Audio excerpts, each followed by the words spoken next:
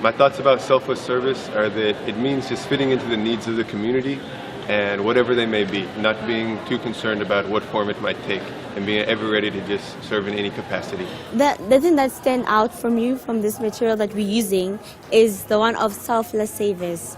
I used to doubt myself and say I'm a shy person, but in the writing they say that you should forget about yourself and don't dwell on your shortcomings. Just think about making your community better. How we understand service and what that means will affect how we make choices. So I really took away from our discussions that we should redefine how we understand service. So it's not something that's separate from the rest of your life. It's an aspect that can really be integrated into every part of your life and can characterize everything that you do. Para mí vivir una vida coherente sería como hemos hablado, la importancia de ver el servicio no solo como un acto de hacer para los demás y todo eso, ya que el servicio en verdad moldea nuestra vida, nuestra forma de ser, actuar, y lo más interesante es que nace de nosotros, es una iniciativa propia, no es obligado, no viene sintiéndose la presión de que deba hacer una obligación. I think a lot of youth find living a coherent life so difficult is because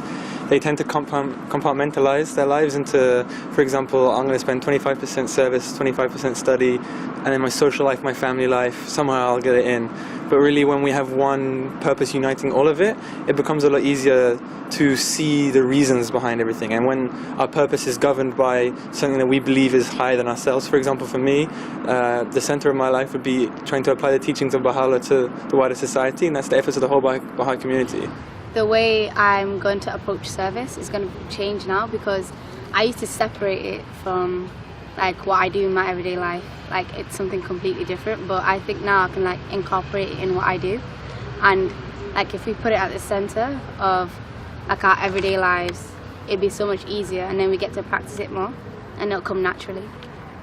So I think we spent a lot of time talking about service as the responsibility of our generation, and as our higher purpose. Like our higher purpose is to be of service, and it was really interesting because I think a difficult thing that comes up when we talk about this is how do we fit this into these busy lives that everyone lives.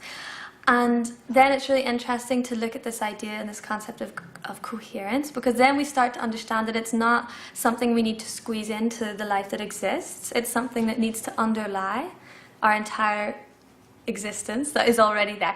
So like a vein running through all the things that we're already involved in. Before the youth conference, I feel a bit nervous about should I go study, working, or service together. But after youth conference, I feel that we can complement together working, study, and service.